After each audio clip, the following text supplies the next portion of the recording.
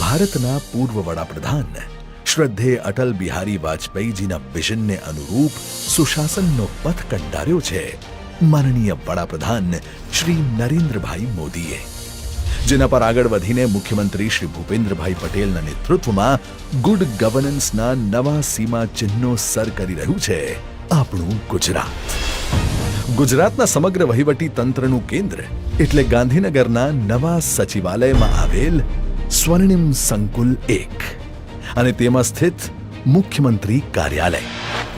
સ્વાગત છે આપનું નવા રેનોવેટેડ સ્વર્ણિમ સંકુલમાં.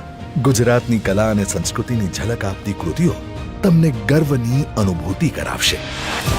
સીએમઓનો કાર્ય મંત્ર છે કોન્સ્ટન્ટ લર્નિંગ. સીએમઓ ઓફિસર્સના વહીવટી કૌશલ્ય, જ્ઞાન અને નિર્ણય ક્ષમતા ઇમ્પ્રૂવ થતા રહે તે માટે મુખ્યમંત્રી શ્રીના માર્ગદર્શનમાં તાજેતરમાં જ આઈઆઈએમ અમદાવાદ ખાતે સોલ જેવી પ્રતિષ્ઠિત સંસ્થાના સહયોગથી ચિંતન શિબિરનું આયોજન કરવામાં આવ્યું હતું. તેવી જ રીતે ટીમ સીએમઓ માટે time management, decision making, communication જેવી 7 હેબિટ્સ અંગે ખાસ તાલીમ. આ કાર્યાલયમાં સ્વાગત ઓનલાઈન કાર્યક્રમ હેઠળ નાગરિકો મુખ્યમંત્રી શ્રીને રૂબરૂ મળીને પોતાની રજૂઆતો કરી શકે છે. 2 દાયકા પહેલા મોદીજીએ શરૂ કરેલ સ્વાગત ઓનલાઈન કાર્યક્રમ હેઠળ નાગરિકો મુખ્યમંત્રી શ્રીને રૂબરૂ મળીને પોતાની રજૂઆતો કરી શકે છે. આ પ્રણાલીને વધુ ઝડપી અને અસરકારક બનાવવા માટે મુખ્યમંત્રી શ્રીના માર્ગદર્શનમાં વિકસાવવામાં આવી છે સ્વાગત 2.0 ઓટો એસ્કેલેશન મેટ્રિક સિસ્ટમ અને સ્વાગત મોબાઈલ એપ્લિકેશન. વધુમાં સામાન્ય નાગરિક દ્વારા આવતી ટપાલના રૂપમાં મળેલી ફરિયાદો પણ એડમિન યુનિટની રજિસ્ટ્રી શાખા દ્વારા એસ્કેલેશન મેટ્રિક્સમાં દાખલ કરવાની પ્રક્રિયા શરૂ કરવામાં આવી છે, જેથી તેનો ઝડપી અને સચોટ નિકાલ કરી શકાય. મુખ્યમંત્રી શ્રીને મળવા આવતા નાગરિકોને અગવડ ન પડે અને તેમનું કામ સરળતાથી થાય તે માટે કાર્યાલયમાં ખાસ વિઝિટર મેનેજમેન્ટ સિસ્ટમ તૈયાર કરવામાં આવી છે. અહીંના સીએમ ડેશબોર્ડ દ્વારા મુખ્યમંત્રી શ્રી ગાંધીનગરથી જ રાજ્ય સરકારના વિવિધ વિભાગો અને યોજનાઓ હેઠળ થતી કામગીરીનું રિયલ ટાઈમ મોનિટરિંગ કરી શકે છે.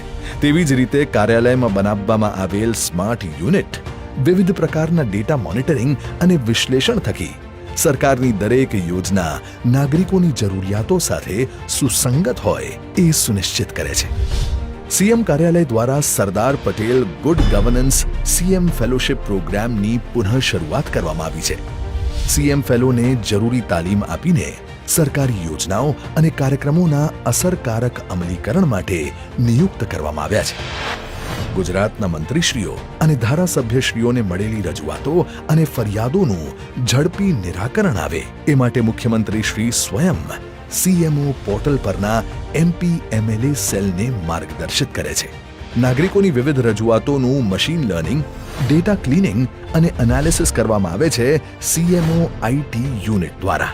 વળી સીએમ ડેશબોર્ડના ડેટાનું એનાલિસિસ કરવા માટે નેશનલ ફોરેન્સિક સાયન્સ યુનિવર્સિટી સાથે એમઓયુ કરવામાં આવ્યા છે. તેવી જ રીતે વાધવાની ફાઉન્ડેશન સાથે એમઓયુ કરીને સીએમ ડેશબોર્ડના ડેટાનું ક્લીનિંગ તથા વિવિધ વિભાગોને તાલીમબદ્ધ કરીને ડેટા વેરિફિકેશનની પ્રક્રિયાનું સંપૂર્ણ એનાલિસિસ કરવામાં આવ્યું છે. સુશાસનમાં સંવેદનશીલતાનું સમન્વય પણ કર્યો છે મુખ્યમંત્રી કાર્યાલયે. રાજ્યના આર્થિક રીતે નબળા પરિવારોમાં અતિ ગંભીર અને અતિ ખર્ચાળ બીમારી આવી પડે તેવા વિશેષ સંજોગોમાં સીએમ રિલીફ ફંડમાંથી પૂરી સંવેદના સાથે સારવાર સહાય આપવામાં આવે છે. માનનીય મોદીજીએ મુખ્યમંત્રી તરીકે તેઓને મળેલી તમામ ભેટ સોગાદોની હરાજી કરીને તેની આવક કન્યા કેળવણી નિધિમાં આપવાની પરંપરાને આગળ વધારતા મુખ્યમંત્રી શ્રી ભૂપેન્દ્રભાઈ પટેલના માર્ગદર્શનમાં હવે હરાજીની પ્રક્રિયાને વધુ આધુનિક અને પારદર્શી બનાવીને ઈ ઓક્શનનો આયામ ઉમેરવામાં આવ્યો છે. CMO connect Gujarat. ગુડ ગવર્નન્સની અનેકવિધ પહેલમાં હવે વધુ એક કડી ઉમેરાઈ છે સીએમઓ કનેક્ટ ગુજરાત યુનિટથી. આધુનિક સુવિધાઓથી સજ્જ આ યુનિટમાં થવાનું છે રાજ્ય કક્ષાથી ગ્રામ પંચાયત સુધીના રાજ્ય સરકારના હજારો સોશિયલ મીડિયા એકાઉન્ટ્સનું સંકલન. આ ઉપરાંત મુખ્યમંત્રી કાર્યાલય દ્વારા રાજ્ય સરકારના વિવિધ વિભાગોમાં કામ કરતા અને graphic design, video editing, research અને એનાલિસિસ સહિતની 13 જેટલી વિવિધ સ્કિલ્સમાં પારંગત કર્મયોગીઓની ઓળખ કરી તેમની પ્રતિભાનો ઉપયોગ કરવા માટે ટેલેન્ટ પૂલની એક નવી પહેલ શરૂ કરવામાં આવી છે. અહીં છેવાડાના માનવીના કલ્યાણનું ચિંતન છે, નિષ્કામ કર્મયોગનું મનન છે, અહીં વિકસિત ગુજરાતનો સંકલ્પ છે અને સ્માર્ટ વર્કફોર્સની સાથે સુશાસનનો સંગમ છે.